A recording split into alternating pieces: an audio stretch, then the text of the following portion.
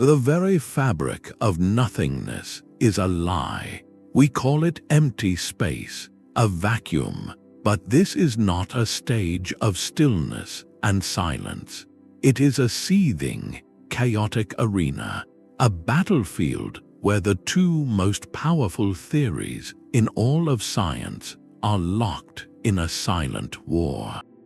On one side stands quantum field theory, the rulebook of the impossibly small, which insists that a vacuum is a bubbling foam of ghostly particles and infinite energy.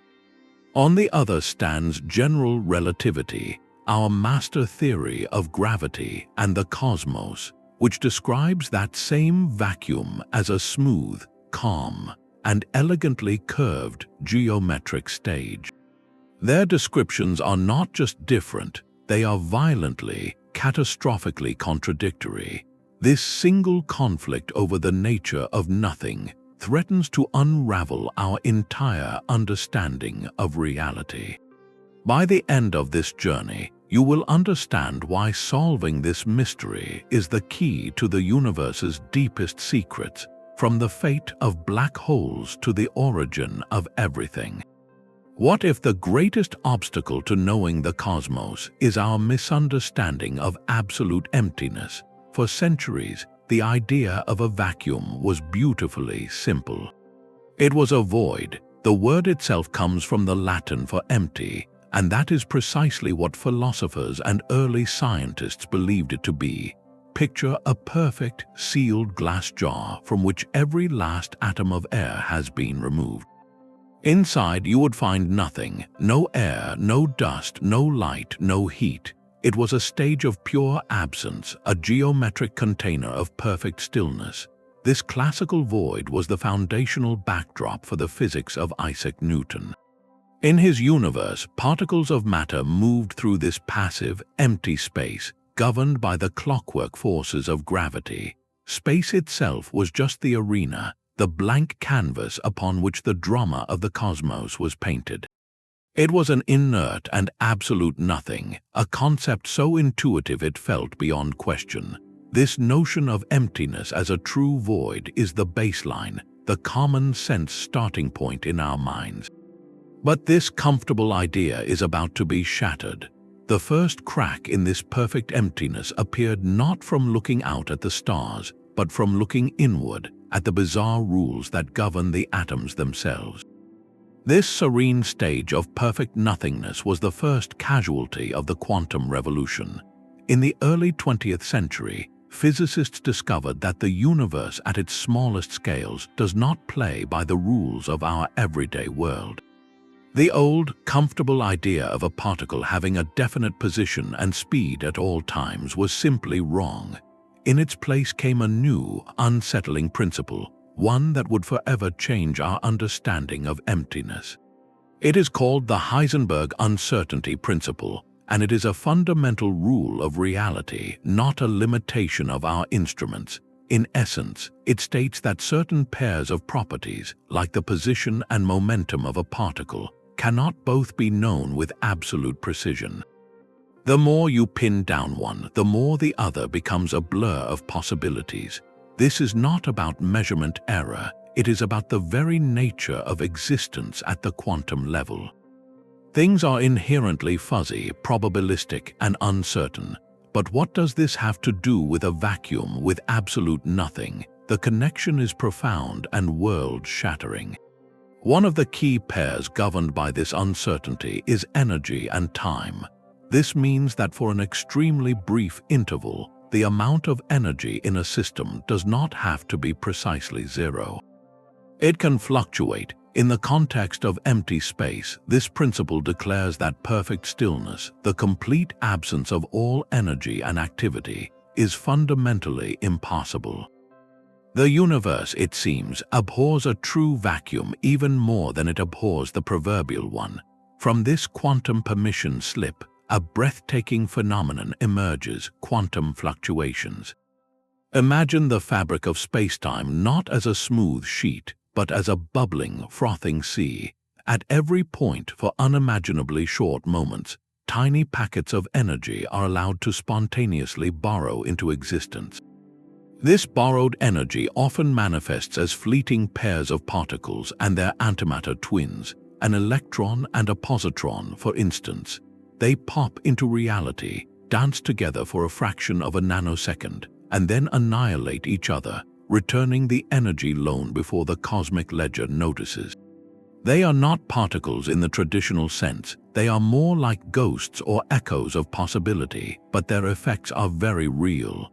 This ceaseless, chaotic activity is what physicists now call the quantum vacuum.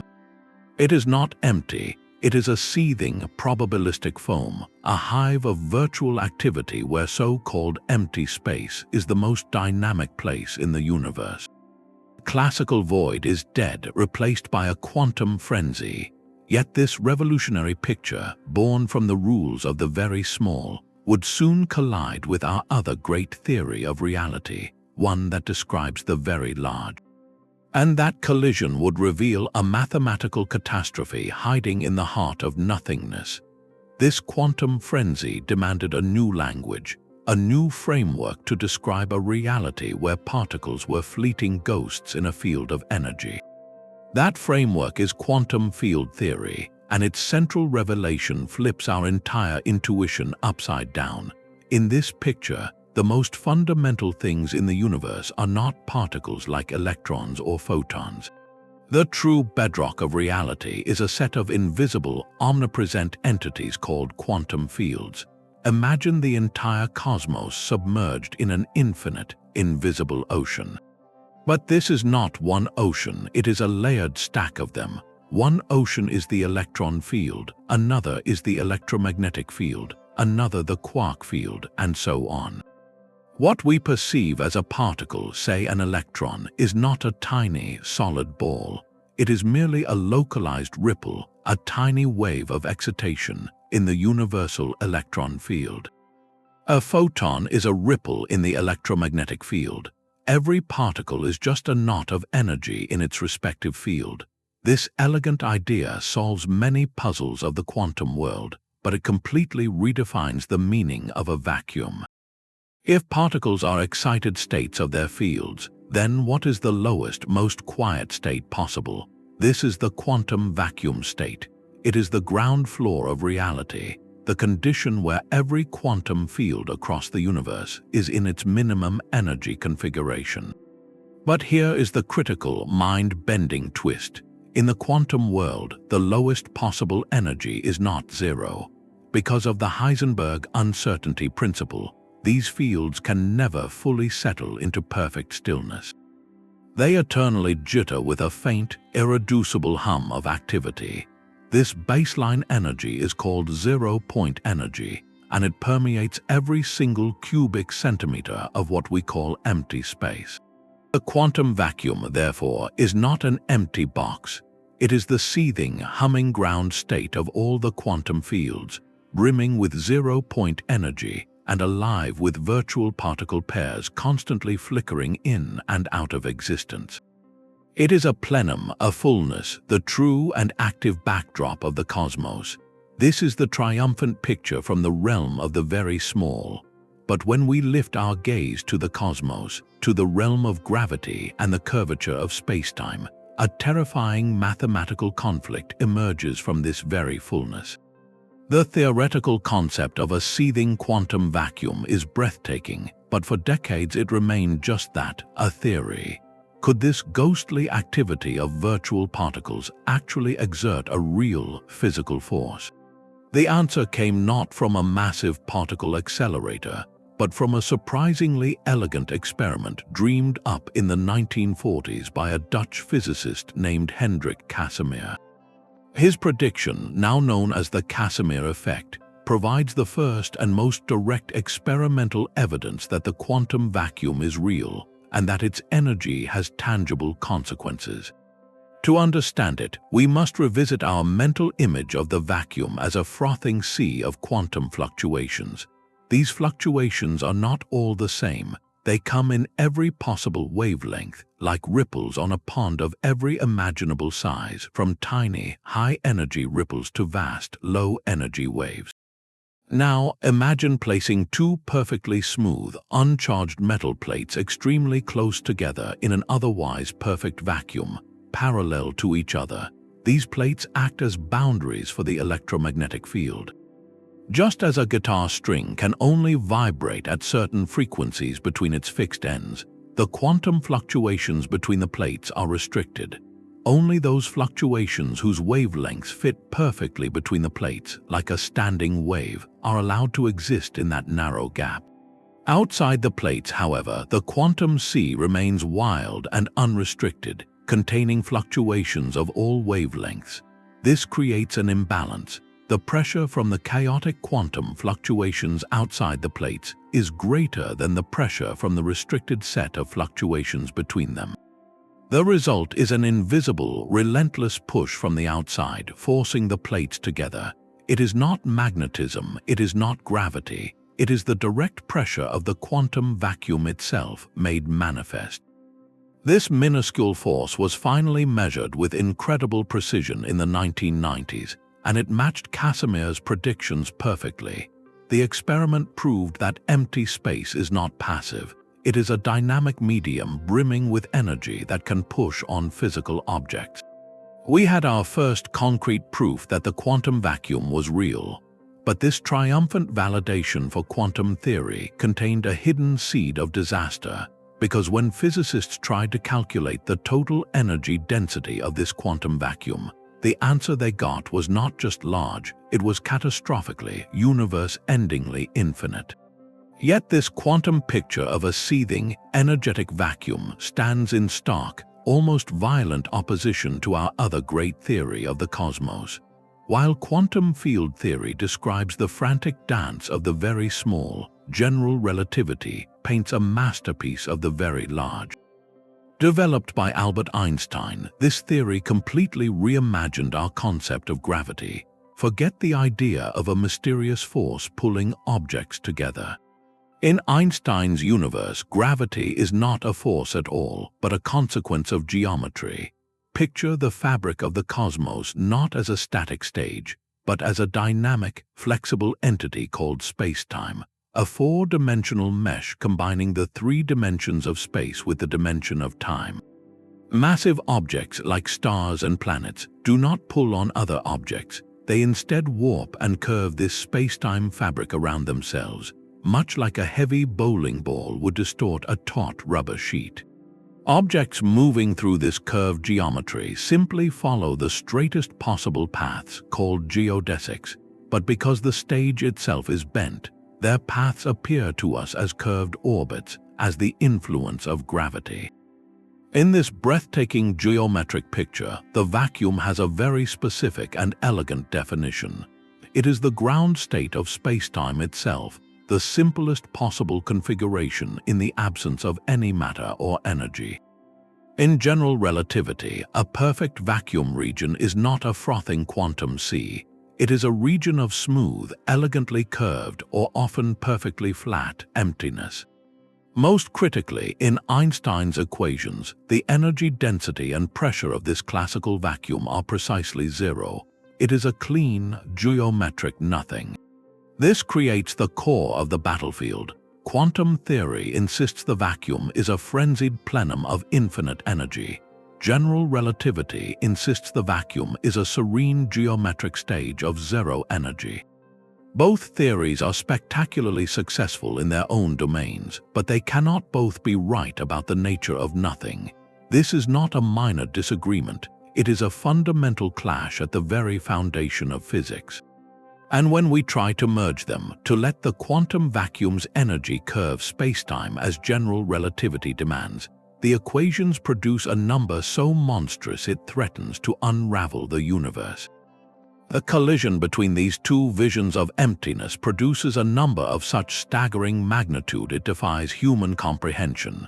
When physicists take the quantum field theory description of the vacuum, with its infinite spectrum of fluctuating energies, and simply plug that number into Einstein's equations of general relativity, the result is not just wrong, it is apocalyptic.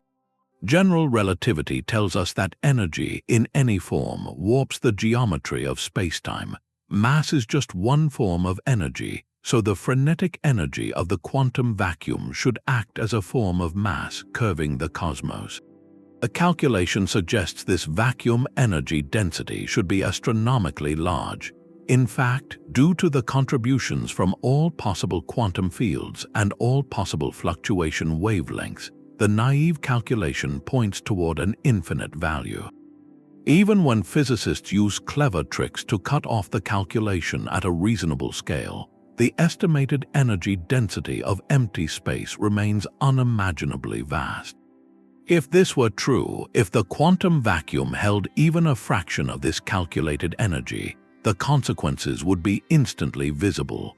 The curvature of spacetime produced by such an immense density would be so extreme that the entire observable universe would either collapse into a microscopic knot or inflate apart to meaningless thinness in a fraction of a second. Stars, galaxies, and life itself would be impossible. Our cosmos would be a fleeting, violent flash. Yet we look out at the night sky and see a universe that is, on large scales, remarkably flat, calm, and stable. It has persisted for billions of years, allowing galaxies to form and evolve. This is the first and most severe skirmish in the vacuum battlefield. The energy density predicted by quantum field theory and the energy density allowed by the observed curvature of our cosmos disagree by a factor of about 1 followed by 120 zeros. It is the worst mismatch between theory and observation in the entire history of science. This discrepancy is not a small puzzle to be solved. It is a screaming alarm that our two most successful theories are fundamentally incompatible on this most basic question. One of them, or perhaps both, must be incomplete. The quest to resolve this catastrophic error is not merely academic. It forces us to question the very nature of reality at its deepest level. This staggering mismatch between prediction and reality has a formal name, the cosmological constant problem. It is often called the worst theoretical prediction in the history of physics. The number is so spectacularly wrong it feels like a cosmic joke, a glaring signpost that our understanding of reality is missing something fundamental. To grasp the problem, we must revisit a curious idea from Einstein himself. When he first formulated his equations of general relativity, he believed the universe was static and unchanging. His beautiful equations, however, suggested a dynamic cosmos that should either be collapsing under its own gravity or expanding. To force a static solution, he introduced a fudge factor, a tiny, constant energy woven into the fabric of space itself. He called it the cosmological constant, represented by the Greek letter lambda. Think of it as a built-in anti-gravity, a gentle, repulsive pressure inherent to empty space that could perfectly balance the inward pull of matter. Later, when Edwin Hubble discovered the universe was indeed expanding, Einstein famously called this addition his greatest blunder, and the cosmological constant was largely discarded for decades. But the story was not over. The discovery of the quantum vacuum breathed terrifying new life into the idea. Physicists realized that the seething energy of virtual particles should act exactly like Einstein's cosmological constant. It should be a form of energy intrinsic to space, exerting a pressure that influences the expansion of the cosmos. The quantum vacuum energy and the cosmological constant were, in essence, the same thing. This is where the battlefield becomes a paradox of impossible scale. When you calculate the expected value of this cosmological constant from quantum field theory, you get an astronomically huge number. But when astronomers measure the actual expansion rate of the universe and the large-scale geometry of space, they infer a value for the cosmological constant that is incredibly small, but not zero. The observed energy of empty space is just enough to drive the accelerated expansion we see today, a discovery that won the Nobel Prize in 2011. The problem is the two numbers should match, but they do not. The value calculated from quantum theory is about 1 followed by 120 zeros times larger than the value we observe. That is not a small error, it is a discrepancy wider than the entire visible universe. It means our two foundational theories, when asked the same simple question about the energy of nothing, produce answers that are not even in the same galactic neighborhood. This is the central, glaring paradox of the vacuum battlefield. We have direct proof the quantum vacuum is real, and we have direct proof that empty space has a tiny energy. Yet our best attempt to connect these two truths yields a result so absurd it tells us we are profoundly lost. Faced with an infinite and useless answer, physicists did what brilliant problem solvers often do: they found a clever workaround. This mathematical sleight of hand is known as renormalization, and it is the duct tape and ingenuity that holds modern particle physics together. The core problem is that in quantum field theory, when you try to calculate simple things, like the probability of two electrons scattering off each other, you quickly run into those pesky infinities. They arise from the vacuum's virtual particles, the ghostly electron-positron pairs that flicker around the real electrons. These virtual particles subtly alter the force between the real ones, but when you add up all their possible influences, including those with absurdly high energies, the math blows up to infinity. This is obviously nonsensical for predicting real-world experiments. Renormalization cuts through this mess with a pragmatic, if philosophically uncomfortable, approach.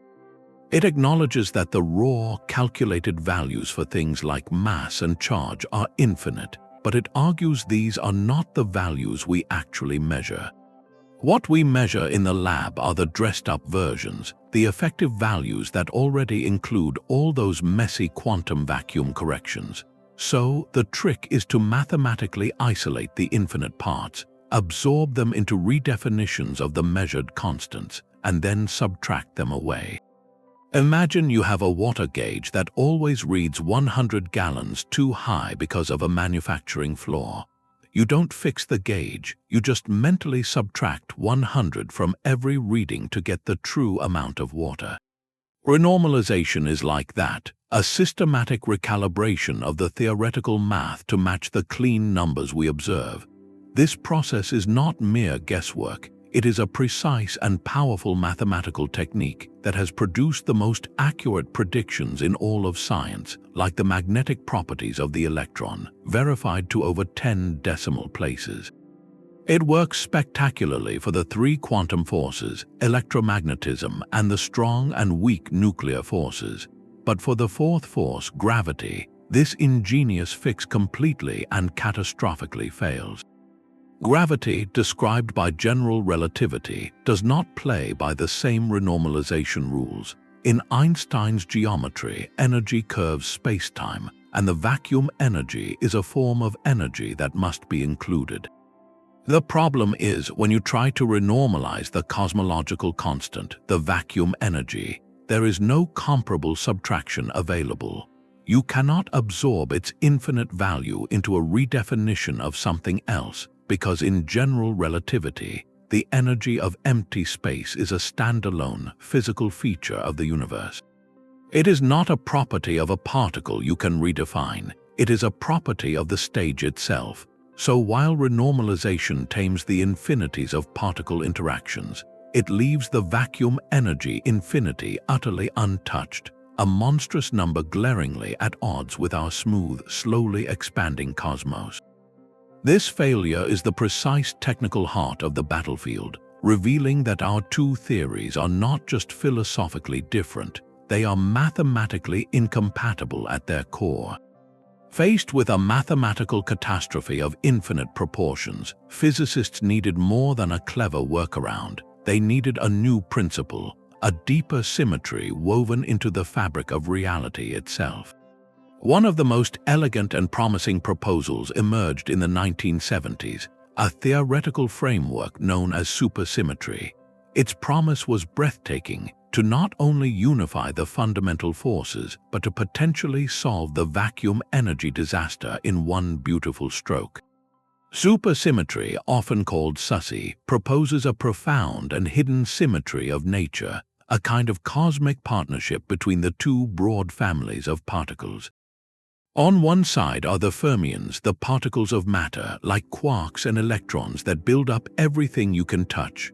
On the other are the bosons, the particles that carry forces, like photons that carry light and gluons that bind atomic nuclei. In our current standard model, these families are entirely separate, playing by different rules. Supersymmetry suggests this is an illusion of our low-energy world. It posits that for every known fermion, there exists a superpartner boson, and for every known boson, a superpartner fermion. The electron, a fermion, would have a bosonic partner called the selectron. The photon, a boson, would have a fermionic partner called the photino. This elegant doubling of the particle zoo is not just for aesthetic appeal. It offers a potential escape from the vacuum energy infinity. Remember, the monstrous vacuum energy calculation comes from adding up the frantic quantum jitters of all the fields. Crucially, fermions and bosons contribute to this energy with opposite signs, like positive and negative numbers. In our asymmetric world, these contributions do not cancel, they run wild to infinity. But in a perfectly supersymmetric universe, for every positive contribution from a particle, there would be an exactly equal and opposite negative contribution from its superpartner. The quantum frenzy would still exist, but its net energy, its overall push on the fabric of spacetime, would perfectly balance out to zero. The vacuum energy would vanish, solving the cosmological constant problem with mathematical grace. It was a theoretical masterpiece, a potential truce on the battlefield where the two great theories could finally shake hands. But for this beautiful symmetry to be real, we should be able to find these superpartners. They would have to be heavy, otherwise we would have seen them already, but they should be within reach of our most powerful experiments. This hope placed supersymmetry at the heart of the quest for the Large Hadron Collider. The discovery of the Higgs boson in 2012 was a monumental victory, but alongside it, physicists desperately searched for any sign of a selectron, a photino, or any of the other predicted superpartners. The collider has probed energies far beyond any previous machine, sifting through countless collisions. So far, the superpartners have not appeared. The elegant balance required for the perfect cancellation remains hidden, if it exists at all. The failure to find even a single superpartner at the energies we have explored does not completely rule out supersymmetry, but it has severely wounded this elegant solution. It suggests that if the symmetry exists, it is broken at a much higher energy scale than we had hoped, making it less useful for solving the specific vacuum energy problem we face. The dream of a simple, symmetrical cancellation has faded, forcing physicists to confront the battlefield once more, to consider that the answer may lie not in perfect balance, but in something far stranger and more profound. The elegant symmetry we hoped for has not shown itself in our experiments, leaving the vacuum energy paradox as gaping as ever. But what if the answer does not lie in finding a single, perfect solution? What if the universe is not a finely tuned equation, but a vast, chaotic library of possibilities? This is the radical and controversial escape hatch offered by a concept known as the string theory landscape, and it fundamentally changes the nature of the question we are asking. String theory, a candidate for a theory of everything, suggests that at the most fundamental level, the universe is not made of point-like particles, but of unimaginably tiny, vibrating strings. The different vibrational patterns of these strings give rise to all the particles and forces we see.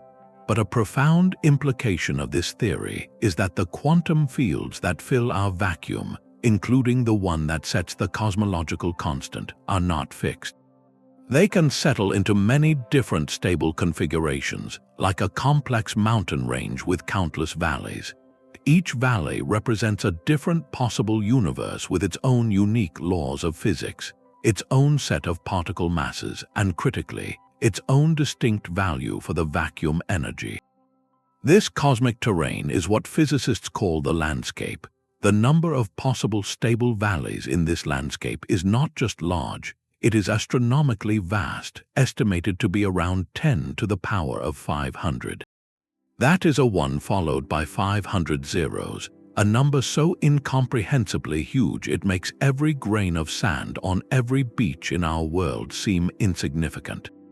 In this picture, our universe is not special. It is simply one valley among an almost infinite array of others.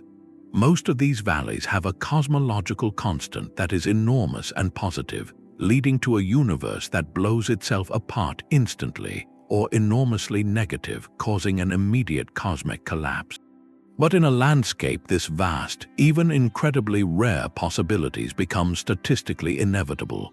Somewhere, purely by chance, there will exist a tiny fraction of valleys where all the tangled parameters and fields just happen to cancel out almost perfectly, resulting in a vacuum energy that is very, very small. We and every galaxy we see simply reside in one of those exceedingly rare, life-permitting patches. This idea does not solve the calculation problem, it sidesteps it entirely.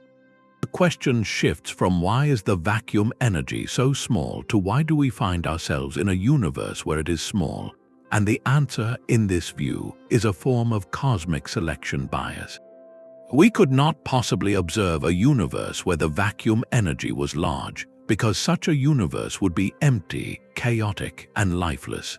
Only in the rare, quiet corners where the numbers almost miraculously align can stars form, planets coalesce, and creatures evolve to ask questions about the void. The landscape multiverse transforms the vacuum energy from a puzzle of physics into one of perspective. It suggests our entire cosmos might be a single, fortunate accident within a frothing, eternal multiverse where every possible physical law plays out somewhere. It is a breathtakingly vast vision, but one that remains, for now, firmly in the realm of profound speculation, untested and perhaps untestable. It offers an explanation, but not the kind of precise, predictive answer physics traditionally seeks. The battlefield remains, but its scope has expanded to encompass realities beyond our own. The unsettling possibility of a cosmic landscape leads to an even more profound and chilling question about the vacuum we inhabit. What if the very stability of our universe, the laws of physics as we know them, is not guaranteed but merely temporary? This leads us to a theoretical doomsday scenario known as vacuum decay, a potential ultimate catastrophe born directly from our incomplete understanding of the quantum fields. At the heart of this idea is a very special field, the Higgs field. Unlike the frenetic quantum fields of the vacuum, the Higgs field is thought to have settled into a particular state everywhere in our universe shortly after the Big Bang. This specific configuration is what gives fundamental particles their mass. Imagine it like a universal, invisible molasses that particles move through, their resistance to motion being what we perceive as mass. The value of this field, its energy level, is not necessarily the absolute lowest possible state it could be in. Think of a ball resting in a small dip on the side of a much larger valley. The ball is stable for now, it is not rolling anywhere. This is called a metastable state, but if given enough of a nudge, it could roll out of its local dip, tumble down the mountainside, and settle into a much deeper valley far below. That deeper valley would represent a true vacuum state, a configuration of the Higgs field with fundamentally lower energy. In our cosmic analogy, our entire universe exists with the Higgs field in that higher, metastable dip. The terrifying implication of quantum mechanics is that such a nudge does not require a cosmic catastrophe. Through the quantum phenomenon of tunneling, a random fluctuation could spontaneously create a microscopic bubble where the Higgs field drops into that lower energy state. This bubble would be a region of true vacuum with entirely different physical laws. The most critical property of this new vacuum is that it would be absolutely stable and it would expand. The laws of physics within this bubble would be rewritten, and the boundary between our old universe and this new one would rush outward at the speed of light. Anything it engulfed would cease to exist as we know it. Atoms would disintegrate, the forces that hold nuclei together would vanish or transform, and the very concept of matter would be erased. The process would be as swift as it is absolute, offering no warning and no possibility of survival. It would be a silent, final rewrite of reality itself. While the calculated probability of such an event occurring in our observable universe is vanishingly small over billions of years, its mere theoretical possibility underscores a profound truth. The quiet emptiness of space is not just a battlefield of theories. It may be the most precarious and fundamental structure in existence, holding within its apparent stillness the blueprint for both our being and our potential end.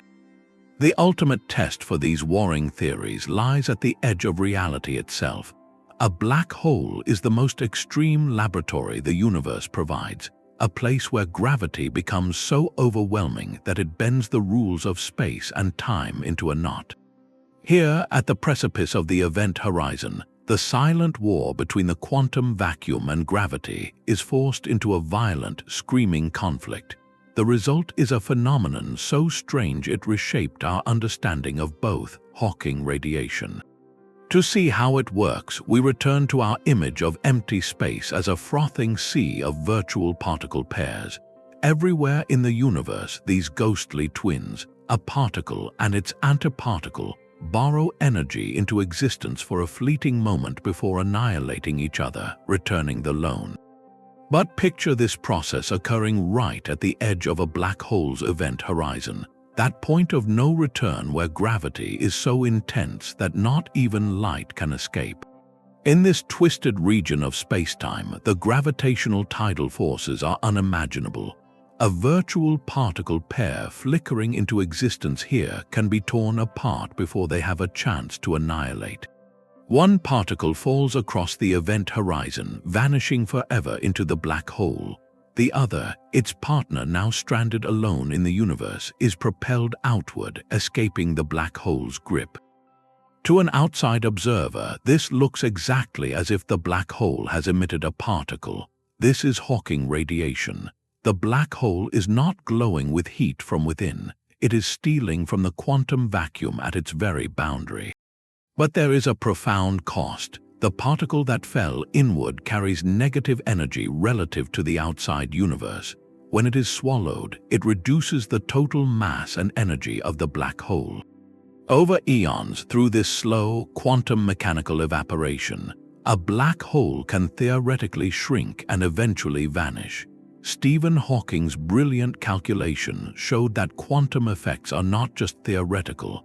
They have direct, observable consequences for the most gravitationally powerful objects in existence. It was a monumental synthesis using quantum rules to predict a gravitational outcome, yet this very triumph ripped open a deeper, more troubling paradox. According to quantum mechanics, information can never be truly destroyed. If you burn a book, the ashes and smoke still contain, in principle, all the information needed to reconstruct it. But what happens to the information about all the matter that formed the black hole and later fell into it?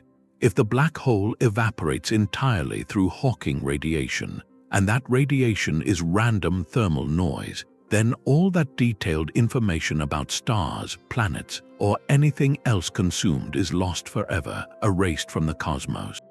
This is the black hole information paradox. Hawking radiation forces quantum theory and gravity to interact, and in doing so, reveals that their union leads to a fundamental contradiction about the nature of reality itself. One theory says information is sacred and eternal. The other suggests it can be swallowed by nothingness and erased. This paradox is not a minor puzzle. It is a direct signal that our understanding of spacetime at the quantum level is incomplete. The quiet battle over the vacuum has escalated to a cosmic scale, and the stakes are the very principles of cause, effect, and cosmic memory. This violation of a sacred quantum law is the heart of the information paradox. Quantum mechanics is built on a principle called unitarity, a guarantee that the flow of information in the universe is always preserved. Think of it as the ultimate cosmic ledger. If you know the complete state of a system at one moment, the equations of quantum mechanics allow you, in principle, to calculate its state at any point in the past or future. Information is never erased, only transformed, like scrambling an egg. You cannot unscramble it in practice, but in theory, every bit of data about the original egg, the shell, the yolk, the white, is still present in the messy result. Now apply this to the black hole scenario. A star collapses, forming a black hole. Later, a book, a spaceship, an entire planet falls in. All the intricate information about that matter, the arrangement of its atoms, the words on its pages, is, according to general relativity, crushed into the singularity and hidden behind the event horizon. Then, over eons, the black hole evaporates through Hawking radiation, leaving behind only a faint, featureless glow of thermal particles. This radiation, according to Hawking's original calculation, carries no specific details about what was consumed. It is random noise, like the static on an old television. Once the black hole is gone, the ledger is not just scrambled, it appears to have been burned to ashes. The information about the star, the book, the planet, is permanently lost from our universe. This is the paradox. Quantum mechanics insists information must be preserved.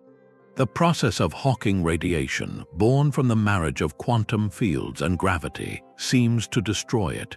One of these two pillars of physics must be bending or breaking under the strain. The paradox suggests that our understanding of the vacuum, especially in the violently curved spacetime right at the event horizon, is dangerously incomplete. It forces us to ask whether the serene geometric stage of general relativity can truly coexist with the probabilistic frenzy of quantum fields when gravity becomes infinite.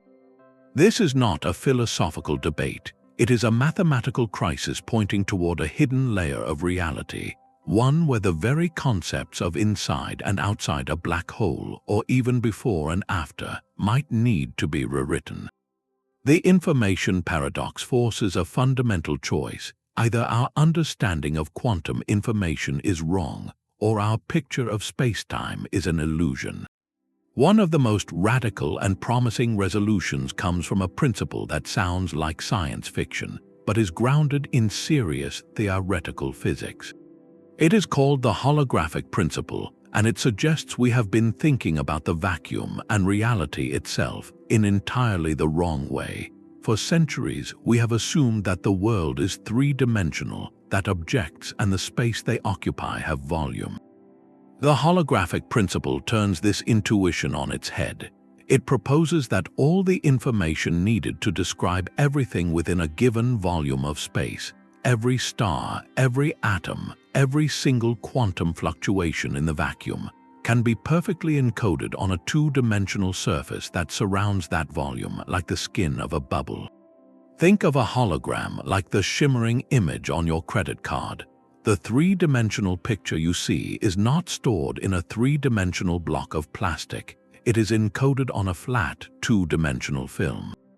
The holographic principle suggests our entire universe might work the same way. The three-dimensional world we experience, with its depth and volume, could be a projection from information stored on a distant, two-dimensional boundary. This is not just a quirky metaphor, it emerges from the math of black holes. The event horizon of a black hole has a surface area, and physicist Jacob Bekenstein found that the maximum amount of information a black hole can contain is proportional not to its volume, but to the area of its event horizon. This was a stunning clue that the true degrees of freedom, the real data storage of a region of spacetime, might live on its surface, not within its bulk. Applied to the entire cosmos, this principle redefines the very arena of our battle. The seething quantum vacuum of infinite fluctuations that quantum field theory describes filling three-dimensional space may be a redundant, overcomplicated description. If reality is fundamentally two-dimensional, then the true number of fundamental building blocks, the true vibrating strings or quantum bits, is vastly smaller. They are all living on the cosmic boundary, playing out an information code that our brains interpret as a three-dimensional world. This has a direct and profound impact on the vacuum energy catastrophe. The infinite energy calculated by quantum field theory comes from assuming an infinite number of independent quantum oscillators at every point in three-dimensional space. But if the holographic principle is correct, the true number of fundamental degrees of freedom is proportional to the surface area, not the volume. The number of oscillators is still astronomically large, but it is infinitely smaller than the volume-based calculation suggests. This could, in principle, slash that monstrous discrepancy of 120 orders of magnitude down to a manageable, or even zero, value. The holographic principle does not solve the calculation, it redefines the calculator. It suggests the vacuum energy problem is an artifact of our incorrect three-dimensional perspective. We are trying to add up infinities in a shadow world, when the true physics is playing out on a distant cosmic screen. It offers a breathtaking possibility that the key to understanding the energy of nothing is to realize that the stage we are fighting over is itself a projection, a magnificent cosmic illusion. If the stage is an illusion, then what is real? The holographic principle points toward a reality so strange it redefines existence itself, a concept known as emergent space-time. This idea proposes that space and time, the very arena of our universe, are not fundamental ingredients. They are not the canvas on which physics is painted, but the painting itself, a collective phenomenon that arises from something far more basic. Think of the warmth you feel from a cup of coffee. That temperature is not a property of any single molecule. It emerges from the frantic, collective jostling of trillions of them. No single water molecule is hot or cold, but together they create the experience of temperature.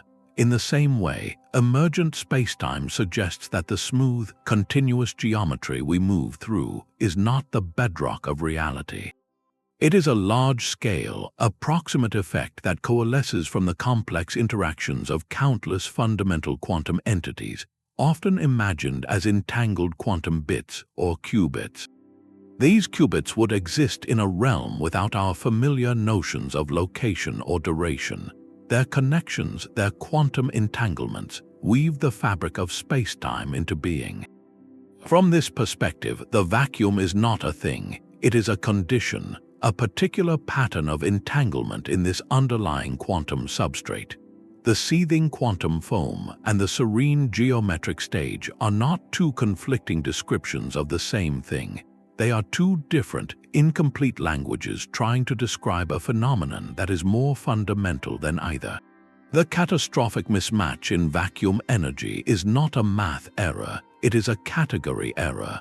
We are trying to describe an emergent property, like the wetness of water, using equations designed for the individual molecules.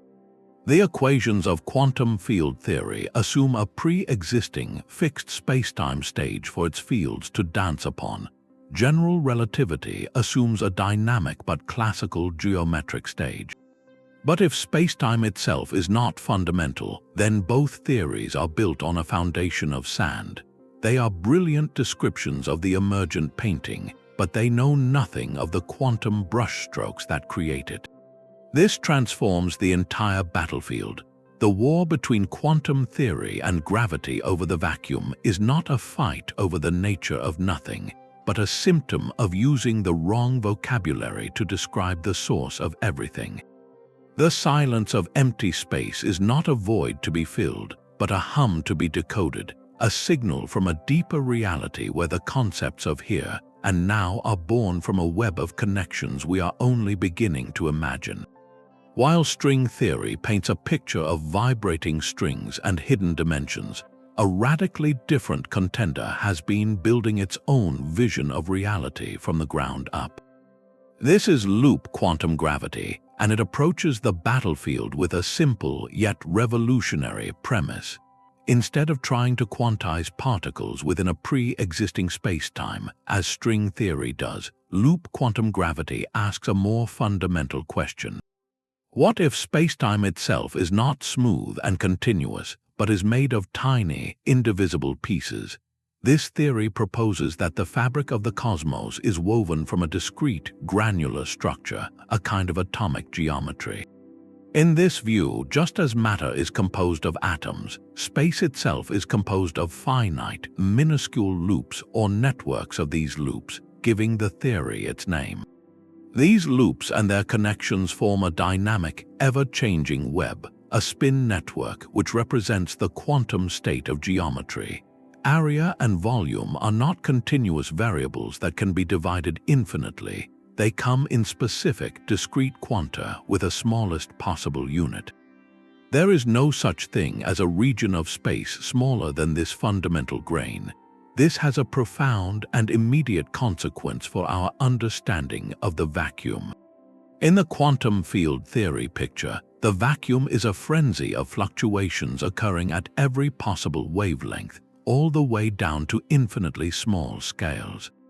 It is this infinite range of scales that leads to the catastrophic energy calculation. Loop quantum gravity cuts this infinity off at its root. Because space itself is granular, there is a natural, built-in limit to how small a wavelength a quantum fluctuation can have. You cannot have a ripple smaller than the grain of space itself. Imagine trying to create a wave on the surface of a pond, but the water is not a smooth fluid. It is made of discrete, separate molecules. There is a limit to how tight and tiny you can make that wave. This fundamental granularity completely redefines the nature of the quantum vacuum. It is no longer a continuous field seething with infinite possibilities. Instead, the vacuum becomes the ground state of this granular spacetime geometry, a specific, quiet configuration of the spin network. While it still possesses quantum properties and some residual energy, the most violent, high-energy fluctuations that plagued the old calculations are simply impossible. They are excluded by the very architecture of space. This offers a direct and elegant escape from the vacuum energy catastrophe. The infinite sum that doomed the quantum field theory calculation becomes a finite sum in a granular universe. Loop quantum gravity does not try to cancel the infinite energy or explain it away with a multiverse. It prevents the infinity from ever arising in the first place by changing the nature of the stage. The vacuum battlefield, in this view, is a misunderstanding born from assuming space is infinitely divisible. By accepting that space has atoms, we might finally silence the screaming infinities and see the quiet truth of nothing for what it truly is, a tapestry woven from the smallest possible threads of reality. Beneath the clash of infinities lies a deeper, more unsettling rift, a disagreement over the very nature of time itself. Our two theories of reality do not merely describe the vacuum differently. They exist within entirely different conceptions of what time is and how it flows. In quantum field theory, time is an absolute and fixed backdrop. It is the steady tick of a universal clock against which all quantum events, all those virtual particle fluctuations, are measured. Time is the independent variable in the equations, the immutable stage manager that never itself changes. General relativity tells a completely different story. Here, time is not separate. It is woven into the fabric of space-time, a dimension that bends, stretches, and warps along with the three dimensions of space. There is no universal clock. Time is relative, flowing at different rates for observers in different gravitational fields, or moving at different speeds. In Einstein's cosmos, time is dynamic, an active participant in the geometry of reality. This creates a conceptual chasm so wide it threatens to swallow the entire unification project. When we speak of the quantum vacuum fluctuating, we must ask, fluctuating with respect to what? In quantum field theory, the answer is simple with respect to that fixed external time. But in a universe described by quantum gravity, where spacetime itself is emergent and dynamical, that answer vanishes. If time is not a background but a consequence, then what provides the rhythm for the vacuum's ceaseless dance?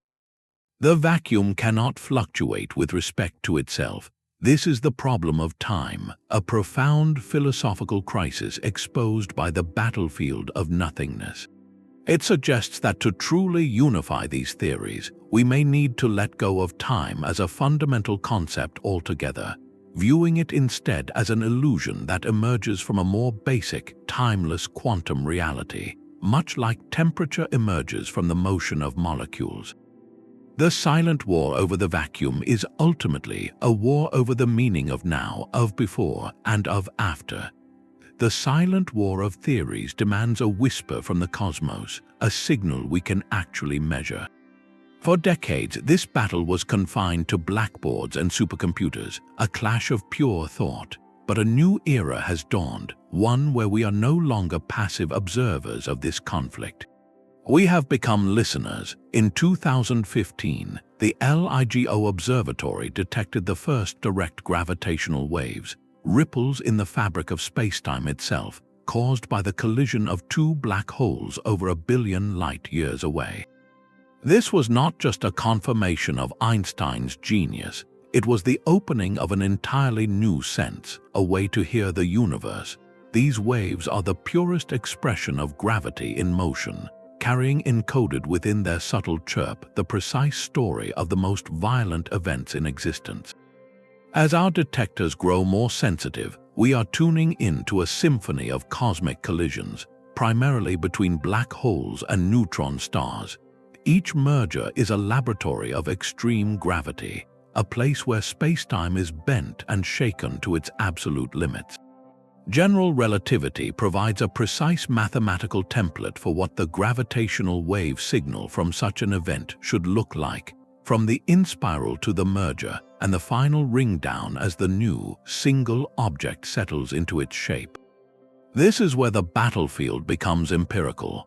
By comparing the exquisite details of the detected waves to the predictions of general relativity, physicists are conducting the most stringent tests of gravity ever conceived. They are listening for a crack in the theory, a tiny deviation in the signal's frequency, amplitude, or phase. Such a discrepancy would be monumental. It could be the first tangible hint of quantum gravity, a sign that the smooth geometric picture of spacetime breaks down in these ultra-dense environments. Perhaps the mysterious objects we call black holes are not perfect voids described by general relativity, but something even stranger like gravastars, hypothetical objects with a core of exotic vacuum energy, or fuzzy quantum balls where spacetime itself becomes a granular foam. A deviation in the gravitational wave signal could be the fingerprint of the quantum vacuum making its presence known on a cosmic scale, warping the ring down in a way pure general relativity cannot explain. Every new chirp from the darkness is a data point from the front lines, a chance to hear the universe tell us which theory of nothing might be closer to the truth. While gravitational waves listen to the cosmos from the abyss, a quieter, more delicate kind of listening is happening right here on Earth, in laboratories cooled to near absolute zero. Here, physicists are not waiting for signals from colliding black holes. They are trying to coax the quantum vacuum itself into whispering its secrets. Their tool of choice is not a telescope but a laser, and their method relies on a bizarre quantum trick known as squeezed light. To understand it, we must revisit the Heisenberg uncertainty principle, that rule which says certain pairs of properties, like the position and momentum of a particle, are fundamentally linked in their fuzziness. For light, the analogous pair is its amplitude, its brightness, and its phase, the timing of its wave peaks. In ordinary laser light, this quantum uncertainty is spread evenly between these two properties, a gentle, natural hum. But quantum mechanics allows for a strange manipulation. By passing light through special nonlinear crystals, physicists can redistribute this inherent fuzziness. They can squeeze the uncertainty in one property, say the phase, making it exquisitely precise, but only by forcing the uncertainty in the other property, the amplitude, to become much larger. This creates a state of light that is, in a quantum sense, quieter than the vacuum itself in one specific aspect. Why do this? Imagine you are trying to listen for a faint, single note in a room filled with a constant, uniform hiss of white noise. If you could somehow quiet the hiss at the exact pitch of that note, even if it made the noise at all other pitches louder, you might finally hear the signal you are searching for. In these experiments, the squeezed light is the quieted note. The goal is to use this ultra-precise light in exquisitely sensitive instruments, like next-generation gravitational wave detectors or tabletop interferometers, to detect the minuscule ripples in spacetime that might be caused by the quantum foam of the vacuum itself. The idea is that the seething activity of virtual particles should create tiny, random fluctuations in the very geometry the laser beams are measuring. By squeezing the light's quantum noise, scientists hope to hear the faintest tremor of nothingness, a direct signature of the quantum gravitational vacuum playing out on a scale we can finally measure. It is a hunt for the tremor of the stage itself, conducted with beams of quieted light. Alongside this delicate listening, another revolutionary approach has emerged, one that builds cosmic phenomena in miniature. Since we cannot recreate a black hole's crushing gravity in a lab, physicists have turned to a concept called analog gravity. The insight is brilliant in its simplicity. The mathematics governing certain fluid flows and quantum fluids can be perfectly analogous to the mathematics of curved spacetime around a black hole. One of the most successful platforms uses a state of matter called a Bose-Einstein condensate. When certain gases are cooled to within a whisper of absolute zero, their atoms lose their individual identities and merge into a single, coherent quantum wave, a superfluid that flows without friction. By carefully manipulating this fluid, researchers can create a flow that becomes faster and faster until at a certain point it exceeds the speed of sound in the fluid. This creates a sonic horizon, just as nothing, not even light, can escape a gravitational event horizon. In this fluid flow, nothing, not even a sound wave, can travel upstream past this sonic point. It is a perfect analog of a black hole's event horizon, but for sound instead of light. And here, the magic happens. According to the analog of Hawking's calculation, the quantum fluctuations at this sonic horizon should produce pairs of sound waves, one falling inward past the horizon, and one escaping outward as a thermal whisper of sound quanta phonons. This is laboratory-scale Hawking radiation. In recent years, several experiments have reported detecting exactly this signature, a faint emission of phonons at the temperature predicted by the analog equations. While this is not proof that astrophysical black holes evaporate, it is a stunning validation that the underlying quantum mechanism Hawking proposed is robust and real. It shows that the marriage of quantum fields and horizons produces radiation, whether the horizon is made of gravity or flowing superfluid. These analog systems are more than just simulations. They are functional models that allow us to test ideas about quantum gravity, information loss, and the nature of the vacuum in a controlled setting. They turn the abstract battlefield into a tangible experiment, letting us watch the drama of creation from the quantum void play out in a container smaller than a thimble. Yet for all the brilliance of these laboratory experiments, they are probing a controlled, miniature version of the battlefield. The real war is being waged on a scale that encompasses the entire cosmos, and its most visible soldier is a force so mysterious we can only describe it by what it does. We call it dark energy. This is not a substance or a particle in any conventional sense. It is the name we give to whatever is causing the expansion of our universe to accelerate, a discovery that stunned astronomers at the turn of the millennium. Distant supernova, used as cosmic mile markers, revealed that galaxies are fleeing from one another at an ever-increasing pace, as if an invisible hand were stretching the fabric of spacetime itself. The mathematics of general relativity provides a simple container for this phenomenon, a term in Einstein's equations that represents a constant energy density inherent to space. That term is the cosmological constant.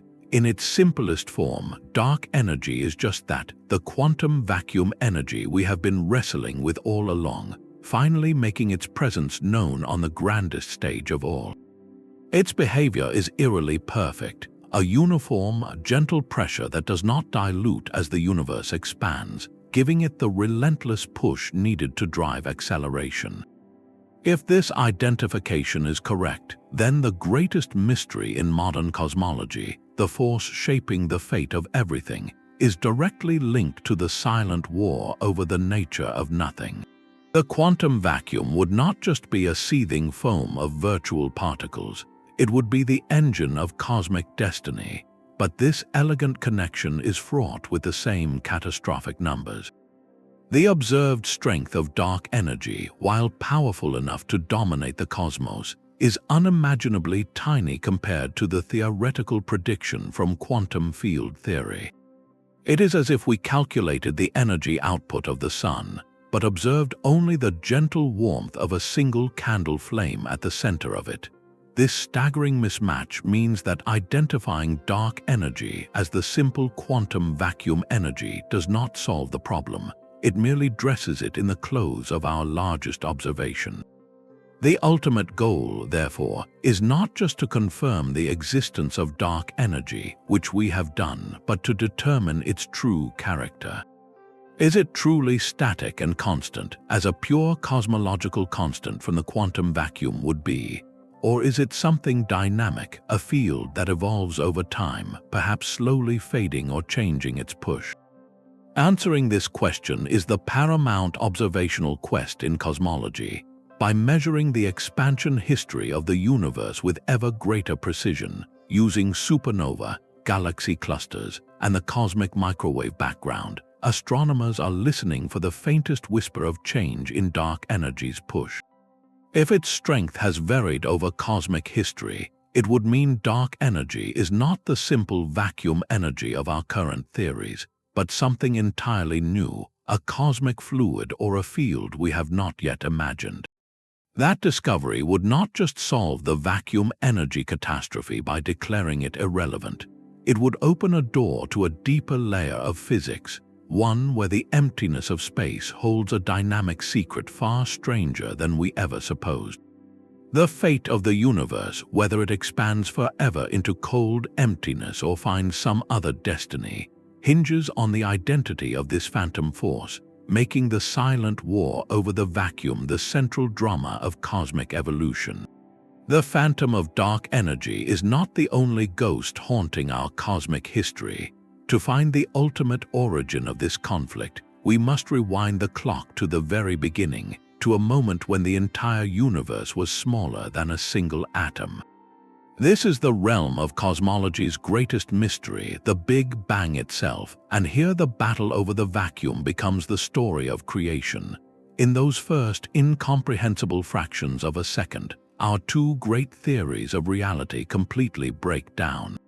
General relativity predicts a singularity, a point of infinite density and curvature where the laws of physics cease to have meaning. Quantum mechanics, with its uncertainty and fuzziness, suggests such a precise, infinite point is impossible. To navigate this impossible beginning, cosmologists have proposed a breathtaking idea, a cosmic reset button that smooths out the singularity and sets the stage for everything to come. This is cosmic inflation. The theory suggests that a tiny, uniform patch of the infant universe, fueled by an extraordinary form of vacuum energy, underwent a period of hyper-accelerated expansion. In less than a blink, that patch grew by a factor of at least 10 to the 26, smoothing and flattening the entire observable cosmos in the process. This inflationary energy was not dark energy as we see today. It was far more potent, a temporary state often modeled as a scalar field slowly rolling down a gentle potential hill. As it rolled, it acted like a supercharged cosmological constant, driving exponential expansion. When this field eventually decayed, its immense energy was converted into the hot, dense soup of particles that would become our familiar universe, a process called reheating. Inflation solves several profound puzzles, like why the universe is so flat and uniform on large scales. But its very mechanism rests entirely on a specific kind of vacuum energy state, a temporary configuration of a quantum field. This means our understanding of the universe's birth is built upon the very concept that is currently at war with gravity. If we do not understand the true quantum gravitational nature of the vacuum, we cannot truly understand inflation. We are trying to describe the ignition of the cosmos using a fuel we cannot define. The quantum gravitational vacuum is not just a philosophical puzzle. It is the seed from which every galaxy, star, and planet ultimately grew. The microscopic fluctuations in that primordial vacuum field, stretched to cosmic proportions by inflation, became the slight variations in density that, over billions of years, gravitationally collapsed into the vast web of galaxies we see today. We are, in a very real sense, the magnified quantum noise of the first vacuum. This incredible connection means that by mapping the large-scale structure of the universe and the faint afterglow of the Big Bang, the cosmic microwave background, we are indirectly reading the fingerprints of the primordial quantum vacuum. Every subtle hot and cold spot in that ancient light is a message from that first battlefield, a whisper of the conflict between the quantum and the gravitational that was frozen into the fabric of spacetime during its most violent expansion. To decode that message fully, to truly know our origin story, we must first make peace between the two rulers of reality. The silent war over nothingness is ultimately the search for our own cosmic genesis. The ultimate link between the quantum vacuum and gravity may lie in one of the strangest mysteries of all, the act of observation itself. In the quantum world, particles exist in a haze of probability, a superposition of many possible states until they are measured. At that instant, the wave function is said to collapse, and the particle snaps into a single, definite reality. But what, in our physical universe, actually triggers this collapse? The standard interpretation offers no mechanism. It is simply a rule. This is the measurement problem, and it has haunted physics for a century. What if the answer is not in the laboratory apparatus, but in the fabric of the cosmos? What if gravity itself, through the geometry of spacetime, is the hidden hand that forces quantum possibilities to choose? This speculative but profound idea suggests the silent war over the vacuum may be the very engine of reality. One of the most compelling proposals comes from the renowned physicist Roger Penrose. He argues that the superposition of a quantum object, like an electron being in two places at once, is not just a mathematical quirk. In his model of objective reduction, each possible location of the particle corresponds to a slightly different curvature of spacetime. A particle here bends the local geometry one way, a particle there bends it another.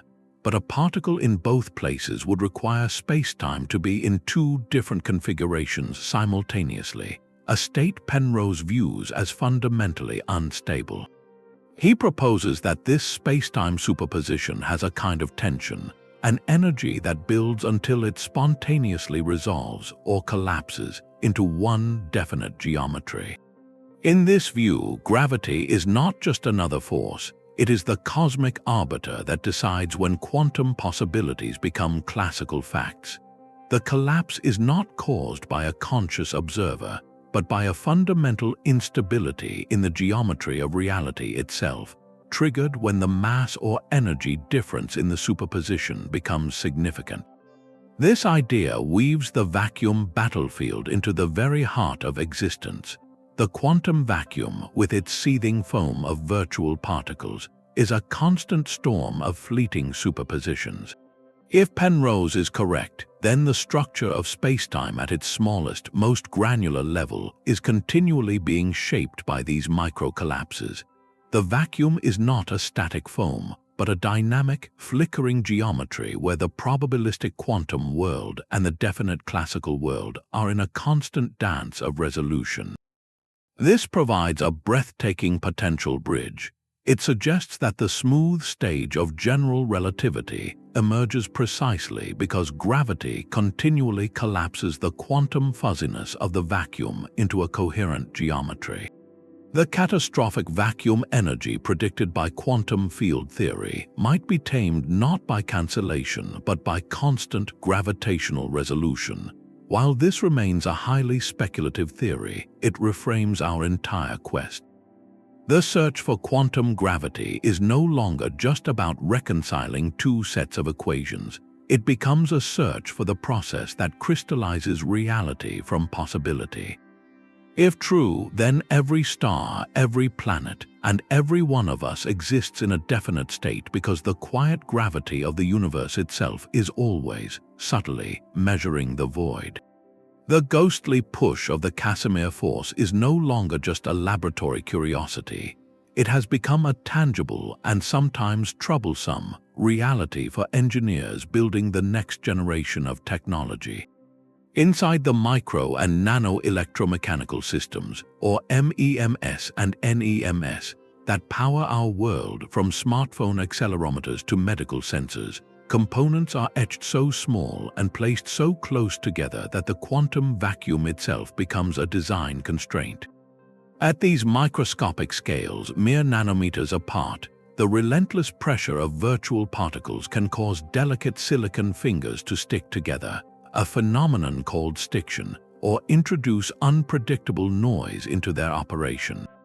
For engineers, the seething quantum foam is not a philosophical abstraction. It is a physical force that must be measured, modeled, and mitigated. They cannot ignore the void. They must design around its invisible hand, using special coatings or clever geometries to counteract the vacuum's pull. This is the quiet proof that our battle over nothingness has already spilled from the blackboard into the circuitry of daily life. But if merely understanding this force allows us to build smaller, what might become possible if we could one day manipulate the vacuum energy itself? This leaps from engineering into the realm of profound speculation. The zero-point energy of the vacuum is not stored in any conventional fuel. It is the baseline hum of reality. If a technology could somehow tap into this sea of energy, even a minuscule portion, it would represent a source of power beyond all current imagination, a fundamental rewrite of our relationship with the cosmos. More startling than power, however, is the potential for propulsion. General relativity tells us that energy warps spacetime. If we could locally alter the vacuum energy density around a spacecraft, we might, in theory, create a warp bubble, contracting spacetime in front of the vessel and expanding it behind, allowing travel at effective speeds that bypass the light speed limit without the vessel itself moving through local space. This is the stuff of distant science fiction, a concept like the Alcubierre drive that remains purely theoretical and faces monumental, perhaps insurmountable, physics challenges. Yet its very contemplation underscores a deeper truth. The mastery of gravity and the mastery of the vacuum are one and the same quest. To move the stars, we must first learn to calm or stir the silent sea of nothingness they sail upon. This conflict is far more than a technical disagreement between physicists. At its heart, the vacuum battlefield is a philosophical revolution, a fundamental clash over the very meaning of nothing. For centuries, nothing meant the classical void, an absolute and passive absence, a stage waiting for actors.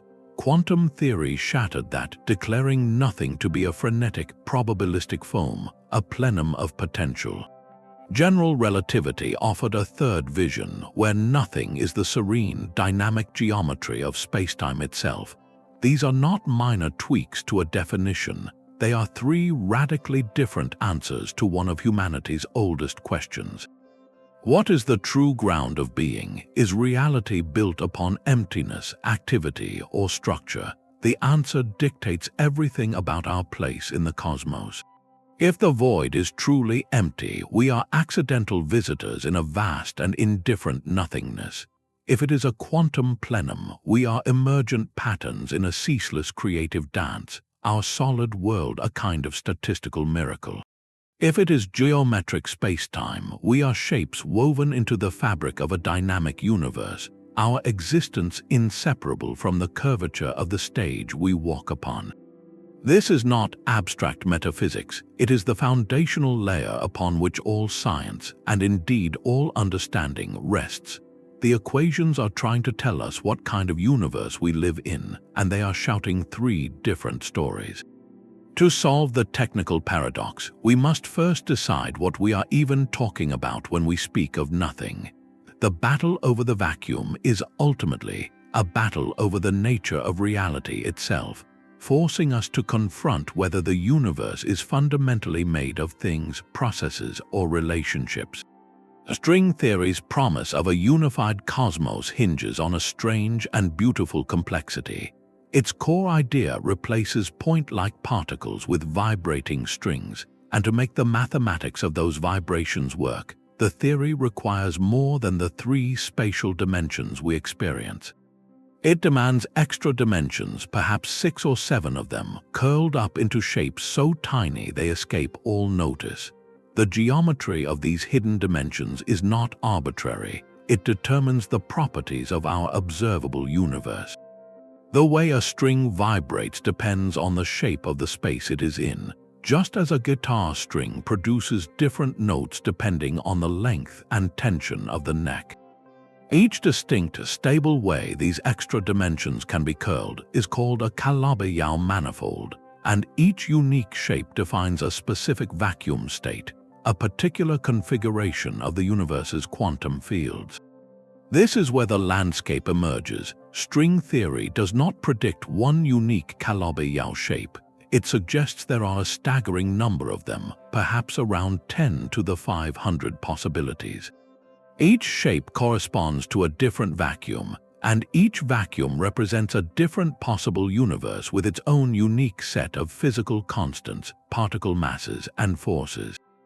In one vacuum, the electron might be heavier, making chemistry impossible. In another, the cosmological constant could be enormous, causing instantaneous cosmic inflation or collapse. Our universe, with its specific, life-permitting numbers, is just one valley in this incomprehensibly vast cosmic terrain. This landscape offers a potential answer to the vacuum energy problem. Instead of asking why the cosmological constant is so small, we ask why we find ourselves in a universe where it is small. In a landscape of 10 to the 500 possibilities, even incredibly rare, finely tuned universes become statistically inevitable. We simply reside in one of the rare, stable valleys where the numbers allow for galaxies, stars, and observers. It is a breathtaking shift in perspective, transforming a fine-tuning puzzle into a cosmic selection effect. However, this elegant sidestep comes at a profound cost to the scientific method. If string theory allows for a near infinity of possible universes, and only predicts that somewhere among them a universe like ours will exist, then it risks becoming untestable in a traditional sense. How can we verify a theory that predicts almost everything, and therefore, in practice, predicts nothing specific about our particular world? The search for unique, falsifiable predictions becomes immensely challenging. The landscape multiverse does not so much solve the vacuum battlefield as it expands it to a cosmic scale, offering an explanation that is philosophically profound but empirically elusive, leaving us to wonder if the ultimate nature of reality might be forever beyond the reach of experiment. From the serene emptiness of the classical void to the seething, probabilistic foam of quantum fields, our journey has revealed a cosmos where nothing is everything. The vacuum is not a passive backdrop but the central, unresolved tension in modern physics, a silent battlefield where quantum theory and general relativity wage a war of mathematics and meaning. This conflict is not hidden in some distant corner of the universe. It manifests in the glaring numbers of the cosmological constant problem, in the information-swallowing paradox of black holes, and in the phantom pressure of dark energy accelerating our cosmic fate. Each of these mysteries is a different symptom of the same profound illness, a fundamental disconnect in our description of reality's most basic layer. To heal that rift, to truly understand the universe from the birth of a galaxy to the evaporation of a black hole, we must first make peace on this battlefield. The quest for a theory of quantum gravity is not merely an academic exercise. It is the essential next step in a story that began with our first questions about the stars. It is the search for the language that can finally describe the quiet hum of empty space, the true music of the cosmos. This story is still being written in the data from gravitational wave observatories, in the chilled confines of quantum labs, and in the equations that stretch our imagination. The mystery of nothingness remains the greatest puzzle we have ever faced, and its solution will redefine everything.